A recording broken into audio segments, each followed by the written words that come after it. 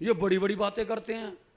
कल क्या चल रहा था, परसों, कल ही था मेरे ख्याल में, कि नरेंद्र मोदी जी नरेंद्र मोदी स्टेडियम से लाइव, ले स्टेडियम अपने नाम पे कर लिया। हद है।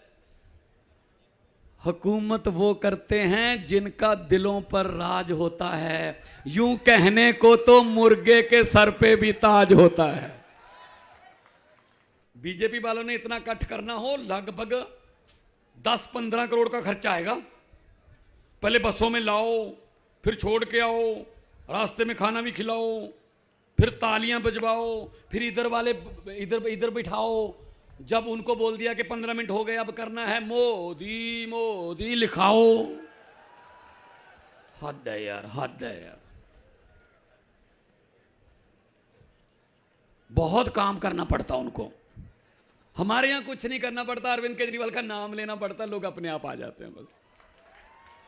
क्योंकि हम बात करते हैं स्कूलों की, हम बात करते हैं अस्पतालों की, हम बात करते हैं बिजली की, हम बात करते हैं सड़कों की, ये बात करते हैं धर्म की, ये बात करते हैं जात पात की। तो दिल्ली में क्या हुआ फिर? 2 बार दिल्ली में हारे। बहुत धर्म की बातें की, लेकिन दिल्ली वालों ने कहा नहीं, हमें केजरीवाल के स्कूल अच्छे हैं, हमें अस्पताल अच्छे मिल रहे हैं, हमें इलाज अच्छा मिल रहा है, हमें बिजली अच्छी मिल रही है, हमें सब सहूलतें मिल रही हैं, हम तो केजरीवाल को वोट डालेंगे। 27 साल हो गए यार, मैं आप पर भी हैरान हूं। 27 साल हो गए, हर साल पेड़ भी अपने पत्ते बदल लेता, तुम बदलो यार इस बार तो। मुझे पता है पहले आपके पास कोई बदलाव नहीं था, ऑप्शन नहीं थी कोई। कांग्रेस का तो आप देख लो क्या हाल हो चुका है, कोई प्रधान बनने को तैयार नहीं उनका। परसों मैंने एक अपने दोस्त को कहा, मैंने कहा यार कांग्रेस के प्रधान के पर्चे मिल रहे हैं, 40-50 रुपए का होगा, तू भी भर दे, पर्चा भर दे प्रधान का। वो कहता भर तो दूं, मुझे चिंता इस बात की अगर चुना गया फिर क्या करूंगा। कोई प्रधान बनने को तैयार नहीं है। कांग्रेस की हालत उस बुजुर्ग 90 साल बुजुर्ग जैसी हो गई जिसको डॉक्टर बोल देते हैं घर पे ले जाके सेवा कर लो, अब इसमें कुछ नहीं है बस। ये कांग्रेस का हाल है। दिल्ली में नेशनल पार्टी, सबसे पुरानी पार्टी, दिल्ली में 2 बार कितनी सीटें? 0। 2 बार, 15 में भी 20 में भी। यहां राहुल गांधी, यहां सोनिया गांधी जी, यहां पर ये इनके सब बड़े बड़े नेता रहते हैं, जिस इलाके में वो रहते हैं उनका एमएलए पता कौन है? अरविंद केजरीवाल, नई दिल्ली विधानसभा में पड़ता है। इसका मतलब जो इनके नेताओं के, कांग्रेसी और बीजेपी के नेताओं के घर में काम करते हैं, माली सफाई वाले, वो भी झाड़ू चक्कर उठाते हैं बस। सो दोस्तों, ये पंजाबी खड़े हैं, साढ़े भरा खड़े ने, ट्रांसपोर्ट दे विच बिजनेस ने, मैनू किसान बहुत मिले ने कि इत्थे तकलीफां ने, दुख तकलीफां ने कि साडे तो काम लैके सानू छड्डण लगे है। नहीं, असीं तुहाडे नाल खड़ांगे, असीं तुहाडे नाल खड़ा। 90% कुर्बानियां देश को आजाद कराने में पंजाबियों की, और पूरे देश में हम, पूरी दुनिया में पंजाबी जो हैं जहां जाते हैं अपना मुकाम बनाते हैं, मेहनत करते हैं। आप लोग मेहनती लोग हो, आप लोग सब ईमानदार लोग हो। लोग कभी भी भ्रष्ट नहीं होते, लोग भ्रष्ट नहीं होते, नेता भ्रष्ट होते हैं, ये खाते हैं। हमारे देश के नेता इस देश में खाते हैं, इसीलिए उनके विदेश में खाते हैं। कोई बैंक लूट के भाग गया, कोई 10,000 करोड़ लेके भाग गया। हमें तो भाई इतनी रकम लिखनी भी नहीं आती कि कितनी जीरो लगती हैं इसमें। हमें तो अपने घर की चिंता है, आज शाम को रोटी मिलेगी या नहीं मिलेगी, आज चूल्हा जलेगा या नहीं जलेगा। ये बड़ी बड़ी बातें करते हैं। कल क्या चल रहा था, परसों, कल ही था मेरे ख्याल में, कि नरेंद्र मोदी जी नरेंद्र मोदी स्टेडियम से लाइव, ले स्टेडियम अपने नाम पे कर लिया। हद है, हुकूमत वो करते हैं जिनका दिलों पर राज होता है। यूं कहने को तो मुर्गे के सर पे भी ताज होता है। पंजाब में 6 महीने हुए हैं सरकार बने हुए, बिजली 2 महीने का बिल आता है हमारा। 1 जुलाई से बिजली हमने फ्री की, 300 unit per month, 600 unit. 74 lakh घर हैं पंजाब में, मीटर लगे हुए हैं 74 लाख। 51 लाख को जीरो बिल आया है अभी। और आपको हैरानी होगी कि जब नवंबर और दिसंबर का महीना आएगा, क्योंकि उस समय एसी वगैरह नहीं चलते, ठंड हो जाती है, तो जनवरी का नए साल का जो पहला बिल आएगा पंजाब में, 74 लाख में से 69 लाख, 69 लाख लोगों को जीरो बिल आएगा। 95% से ज्यादा। हमने कोई नोट छापने वाली मशीन नहीं लगा रखी है, पैसा लोगों से ही आता है, लेकिन हमने लीकेज बंद कर दी है, भ्रष्टाचार बंद कर दिया। जो ये खाते थे वो हमने करप्शन पे रोक लगा दी है, तो पैसे बचने लगे, तो वही पैसे हम आपको देने लगे। स्कूल अच्छे कर दिए, अस्पताल अच्छे बना दिए, बिजली फ्री कर दी, सड़कें, व्यापारियों के लिए रेड राज बंद कर दिया, टैक्स देने लगे, व्यापारियों को भी लगा कि हाँ अगर हम टैक्स देंगे तो ये टैक्स का पैसा हमें वापस ही मिलेगा किसी ना किसी रूप में। तो ये विश्वास बना, तो विश्वास बना तो सरकार बनी, सरकार बनी तो विश्वास बना। तो हमने ये किया है। 350 करोड़ में जो पुल बनता था, अरविंद केजरीवाल जी ने नए इंजीनियर बुलाए, नया नक्शा बनाया, वो 200 करोड़ में बना दिया। 150 करोड़ बच गया। 150 करोड़ से पूरे दिल्ली की दवाइयां फ्री कर दी। भाई इसको क्यों कहते हो आप फ्री? केजरीवाल फ्री की रेवड़ियां बांटता है, केजरीवाल फ्री क्यों ये कर रहा है, केजरीवाल ऐसे फ्री क्यों दे रहा है रेवड़ियां बांट। हम बिजली दे रहे हैं, हम लोगों को पानी दे रहे हैं, हम लोगों को इलाज दे रहे हैं, हम लोगों को शिक्षा दे रहे हैं, इसको कह रहे हैं फ्री की रेवड़ी। तो मैं ये पूछना चाहता हूं मोदी साहब, जो 15 लाख हर व्यक्ति के खाते में आएगा, वो वाला पापड़ किसने बेचा था? आ गया 15 लाख? आपके यहां आ गया 15 लाख? अरे ईशुदान भाई आप तो कहते थे आ गया, यहां नहीं आया ना? पंजाब में भी नहीं आया, किसी का नहीं आया। जुमले थे, आजकल जुमलों की फैक्ट्री चल गई है, फिर चल गई है फैक्ट्री, उसमें जुमले बन रहे हैं नए नए ताजे ताजे कि कौन से जुमले से लोग भड़केंगे, कौन से जुमले से लोगों की भावनाओं को भड़काया जा सकता है। जुमलों में मत आना, जुमलों में मत आना। 15 लाख की बात छोड़ो, जो हमारे घर में बचत करके 2-3 हजार हमने अपने खर्चे के लिए रखा था, नोटबंदी करके वो भी निकलवा के ले गए सारा।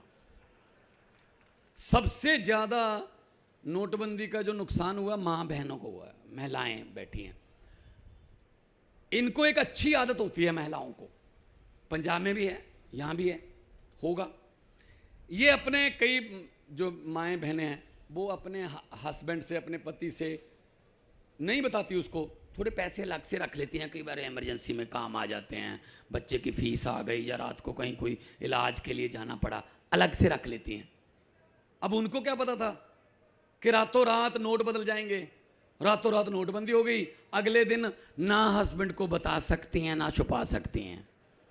बताती हैं तो लड़ाई होती है घर में, वो कहता कहाँ से आए पैसे, ये तुम तो चोरी करती है। नहीं बताती तो कागज बन जाएंगे।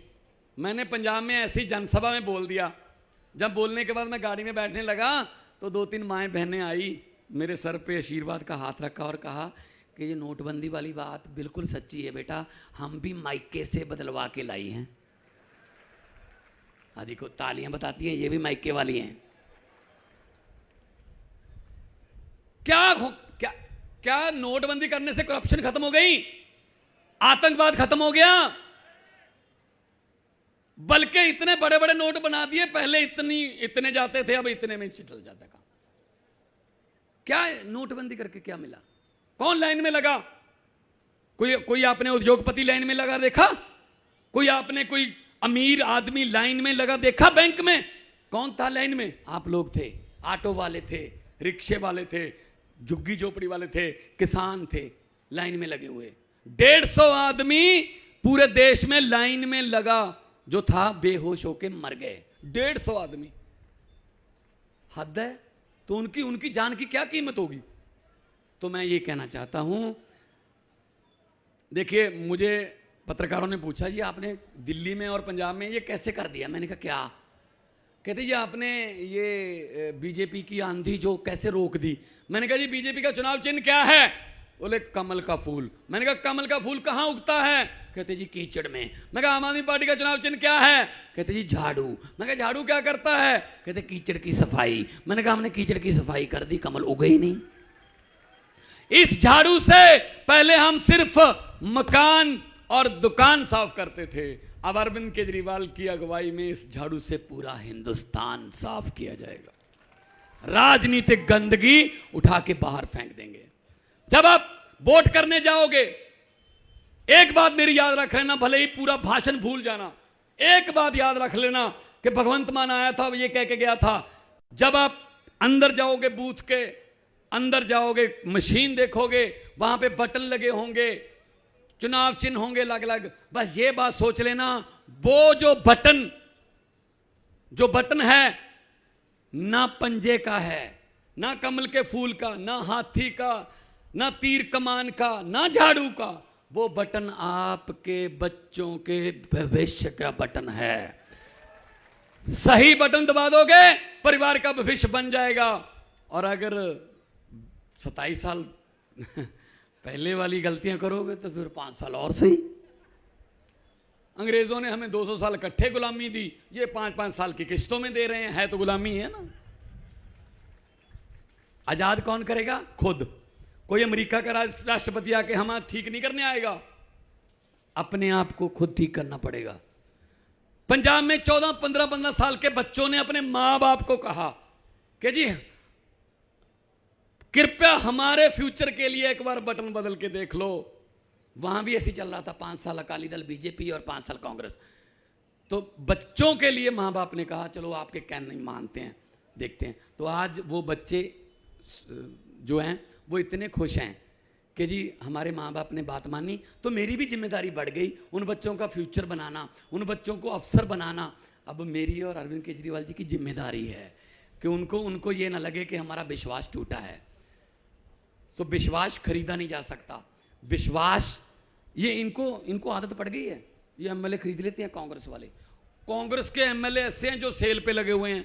जैसे हम कहते हैं ना कि किसी घर पे इतनी गरीबी आ जाती है कि बर्तन बेच के गुजारा करते हैं, ये कांग्रेस वाले एमएलए बेच के गुजारा कर रहे हैं बेचारे। कभी गोवा से चले गए 8, कभी महाराष्ट्र से चले गए, कहीं। तो इनका कोई भरोसा मत करना। कुछ नया करके देखो, कुछ नया करके देखो। मैंने जब से होश संभाला है, एक आदमी की एक स्टेटमेंट मुझे 20 सेकंड की अच्छी लगी, मेरे लू कंडे खड़े हो गए, मैं जज्बाती हो गया। 2020 में इलेक्शन से 1.5 महीने पहले एक आदमी टीवी की स्क्रीन पर आता है और कहता है कि अगर मेरे 5 साल पुराने काम दिल्ली वालों को अच्छे लगे तो वोट दे देना, वरना मुझे वोट मत देना। वो आदमी है अरविंद केजरीवाल।